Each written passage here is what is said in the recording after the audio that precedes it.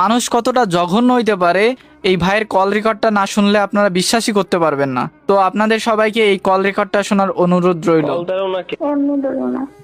এমনি কেন কথা কইতা না আমার লগে আর না কি লেগা? তো কইছি না। আচ্ছা তুমি কল কাইটো না আমার লগে অনেক একটু কথা কও। আমার জীবন অন্য কেউ আছে। কে এসে? অন্য কেউ। কে এসে? অন্য কেউ আছে।